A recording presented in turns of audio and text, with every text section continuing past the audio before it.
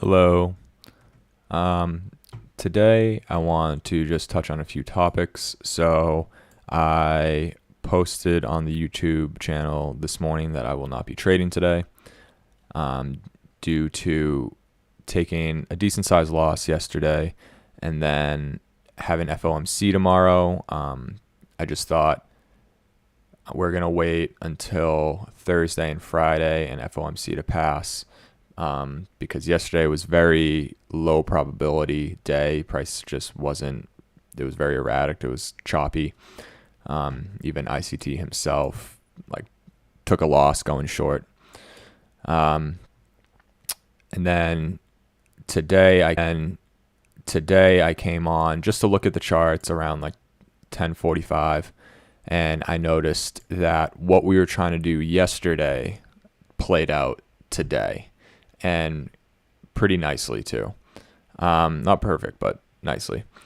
And so in this discussion, I'm just going to kind of talk about FOMO and day trading, and when does it get better? Kind of witnessing that in yourself. Before I get to more of this talk on the mental side of trading, I'm just going to kind of break down price and what it did this morning. This is all in hindsight. I didn't take any trades.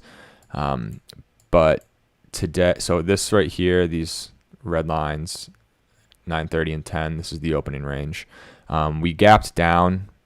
So I'm going to assume that you understand the opening range gap is. You get it by toggling regular trading hours to electronic trading hours down here. But we came down, and then at the 9:30 open, we kind of had this chop, but then you can see right here is when price actually decided to want to do something. Came down, came up, and this candle right here clocked in at 50% to the tick of the opening range, which great to see. That also coincided with, if you toggle to electronic trading hours on the 5-minute, this 5-minute SIBI, fair value gap. And inside that 5-minute, there was this 1-minute SIBI. It's really the only, it's the fair value gap that stands out the most. So we came up, wicked to 50%, came back down. All the bodies stayed within on the 1-minute below consequent encroachment of the 5-minute level. On the 5-minute chart, the bodies didn't even close into it. So that's looking like a very strong fair value gap. And then we broke down lower and finally reached this orange level, which is the fair value gap on the daily, which is what we were targeting yesterday. So that's pretty frustrating. Remember, you can, even when you get to the point, and I outlined this in one of the intro videos on the channel, my strengths are knowing where price wants to go. So we delivered to it. That's what we opened the week with, our objective of trying to reach. But price isn't always going to get there when and the way you expect it to. So we opened Monday, and I won't go back on the 1-minute, but we opened Monday and we just formed this small range candle, and it kind of opened low and then pumped up. So it just kind of sent it higher before going lower. And we took losses yesterday trying to reach this, and then today we decided to sit it out, and it played out. So that can be frustrating. Let me continue on. Price action. Coming into the 10 o'clock hour, we were dropping. And what makes this tricky is we already reached our higher time frame objective. So we're in our higher time frame objective, and this looks like it was the silver bullet of the session. And it's tricky because if you took that silver bullet, you would have gotten a nice run. But since we already reached this higher time frame objective, there is a scenario where we could have wicked into this and then retraced back up. So it's not the highest of probability. What would have been awesome is if we saw this price action, but instead of at this time, it would look like this inside of 10. And then we could have targeted this higher time frame as our target. That would have been a very high probability and good silver bullet. But you could have still taken this. As you can see in the 10 o'clock hour, there wasn't much in terms of fair value gaps to even think of taking. So you could have this right here. So this is a fair value gap, but like we're not going to expect that to be the silver bullet because we like things with more displacement. So if you can notice, this has a lot of displacement. It's a decent sized fair value gap. So we wouldn't be really looking at that too much, especially, it's at the low end of this higher time frame objective. Came down, came up. This is another fair value gap, and that is another thing that like we dropped so much in the day. You don't know how much it might want to keep going. So like trying to take this fair value gap long wouldn't be a smart silver bullet, because you're basically trying to catch a falling knife, and that's like a pretty common phrase in trading. So you'd be trying to catch a falling knife, taking this silver bullet long. And then we get up to this, and it wicks into it 1, 2, 3, 4, 5, 5, like a decent amount of time, respecting it very nicely, and then coming down. You could have even taken this one right after it. We came up, touched the bottom of it one last time, stayed within this fair value gap. That would have been a pretty smart entry. And then we broke lower. And if you notice, we broke lower all the way to this red line. We're respecting it very nicely on the 5-minute. What this red line is the consequent encroachment of this wick on the daily chart. So these are two levels that I highlighted yesterday. I said if we get below this daily fair value gap, these are levels to pay attention to. And as you can see, we are now respecting it. I highlighted this blue box just to kind of comment on it, where something that's important is knowing like high probability and low probability. So like I said, this isn't the highest probability silver bullet because we already reached a higher time frame objective. But you could have taken it and been pretty successful. Then we get down to this consequent encroachment. We bounce back up, and you could say, oh, well, I'm going to take this fair value gap down to this next higher time frame level. But we already reached 1 and now 2 higher time frame levels, and you can see us just respecting it. You could have gotten 5 handles out of this, but it wouldn't have been the best of trades. And it just kind of goes to show, like, yeah, it worked out in this scenario. It could have been a nice trade in hindsight. But this one is another example where you would have got the 5 handles, but it wouldn't have been the nicest trade, even in hindsight. And this one could have panned out just like this one. This one could have easily been like, oh, nope, this candle's actually going to wick into this level, and then just kind of, that's it. Just leaves it as a wick. As you can see, we're kind of barcoding now, just like right around this wick consequent encroachment.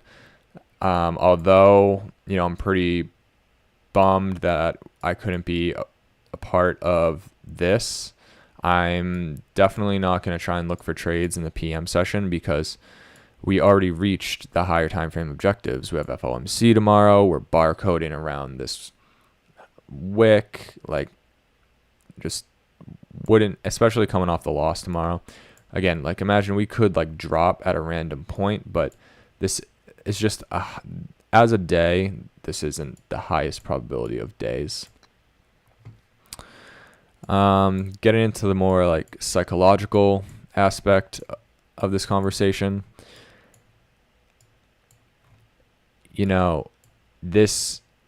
an older version of me would have been like really frustrated and emotionally like beat down about looking at this. We took a pretty big loss yesterday trying to catch a move to this objective, and then we decide, okay, we're not going to trade until after FOMC. Then the day before, it does exactly what you were trying to do just a day after. But that kind of speaks to, knowing like when to trade and when not to trade and emotional discipline. And today was still, it's always a good day to not take a loss. Again, like, successful traders are the best risk mitigators. So yeah, today panned out, but I mitigated risk. I didn't try and take on any risk on a day that could have easily been like yesterday. So yesterday was like very choppy, very low probability. Even, I tried to short to this objective. ICT took a loss going short. He was able to recoup it back, but we decided, to wait till the PM session. And today could have easily turned out just like yesterday. And, I woke up this morning and there's a certain level you kind of know once you've gotten to a certain level of trading emotionally, like a certain emotional maturity. When I was away from the charts, I knew stuff was happening, but I was okay with being away from the charts. And I know earlier on in my trading that anytime I was away from the chart, it was almost like a little bit of anxiety. It was kind of like, something's happening. I need to go watch it. I need to make sure I'm in there. And then, I would get there and then I'd be like, oh, wow, this happened. Okay. Where else can I make money? What's going to happen next where I can make money? And that is just FOMO. That's just, pure FOMO. It's really hard. I mean, I feel like most people probably experience that in the beginning of trading. But then you get to a point where you say, okay, like, this happened. I can't wait for Thursday to catch it. And that is definitely a more mature way of looking at it, in my opinion. I still look at this and I'm like, it would have been cool. But you also can't guarantee that you would have entered there or you would have saw certain things. Especially when you're looking in hindsight, it's like rose-colored lenses. So that's another thing about FOMO is it looks so much better in hindsight. So I'm not too upset about this. I'm still probably going to sit out tomorrow as well. Again, I took a decent sized loss yesterday. I'm not really upset about those losses just because they're manageable and because the stop placement made sense. So like the trade was managed well. It was just we got stopped out. We were wrong, and that happens. And, I think in my journal I spoke on, it would have been the thing I could have done better yesterday would have been identifying that it was a low probability day. I took 3 trades yesterday. I took 3 trades, lost all 3. And it was just a product of the day, So I have my journal up here because I wanted to kind of show. So this is this is my journal. I have a master sheet, which looks like this format. It's just like you can kind of see like a higher level. And then each day I go in on a tab and kind of get more nitty gritty about price action, what happened that day. But I'm just pulling this up to show that CPI last week. So I think we started the account on this week. This week is the start of the account. So it took a few days off before starting, and this is how we started the account. And the only 2 days before today of losses were right before CPI. So we have CPI, one of the biggest news driver probably that's happening right now, besides like FOMC and rate announcements. And our 2 lost days were the 2 days prior to CPI. FOMC comes and, we lose the Monday again. So part of me is thinking, okay, I'm not going to make the same mistake. It seems like, and it was very noticeable that like as soon as CPI happened, 8:30 a.m., these 2 days, it was like very, like price was just way better, way more obvious, clearer. So I'm going to wait until Thursday, Friday. Unfortunately, FOMC is in the afternoon, so I can't trade that day, or I'm not going to trade that day. But looking forward to Thursday and Friday. This is a pretty decent sized loss, relative to what we've been doing. But the thing is, what makes it manageable is even all these green days, they were base hits. And, looking back on like a day like this or these 2 days up here, this was before I started the YouTube channel.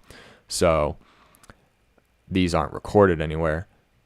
So I can't really prove to you that they happened, but they did happen. And what trading is stringing together enough of these, and then eventually those base hits, you get a good trade and you leave a runner and they turn into these every now and then. So that's what I'm doing, is I'm just mitigating risk until we get these days. And then those are the days that are really going to take your account balance to new levels. So like what would have been better is, I think, if there was one trade at the PM session of this day that it was like a $400 loss. So if we have cut that in half, it would have looked more like these days, which would have been way easier to recoup. But we took an extra trade and took a loss. That speaks to, knowing when to trade, and when not to, like when to trade and when not to trade. So today I highlighted them in gray on the days I don't trade. We're not trading today. It's because it's a low probability and we don't want to take the risk of having another red day. We want to increase the chances of having a day like this. And that's just being patient. That's just patient. So yeah.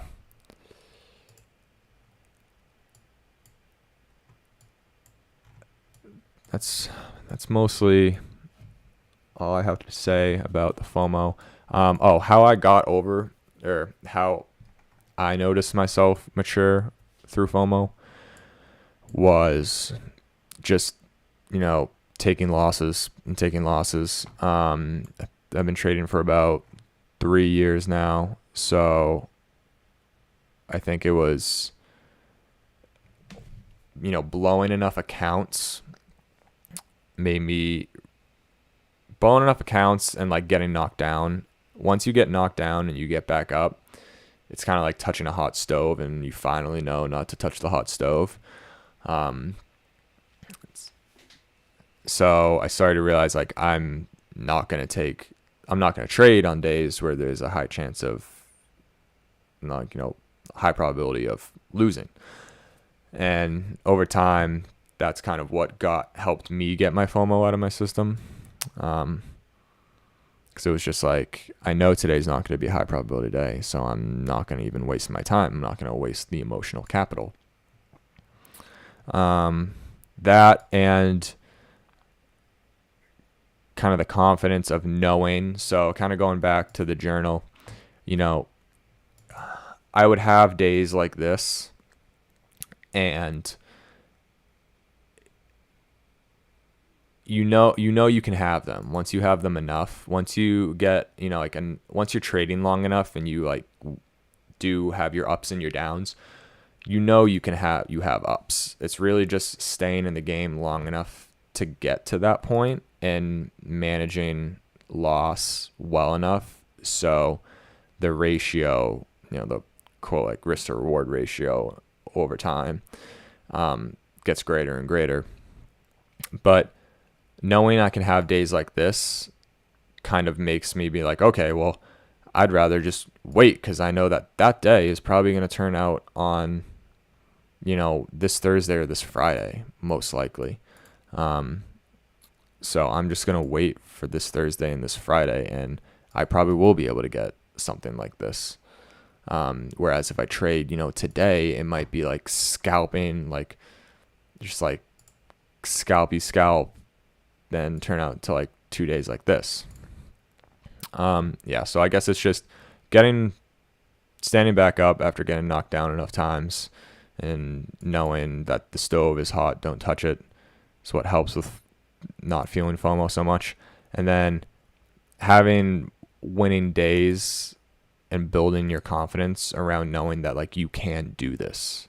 So it's like I'm not going to worry too much about not trading today because I know I can get decent sized wins.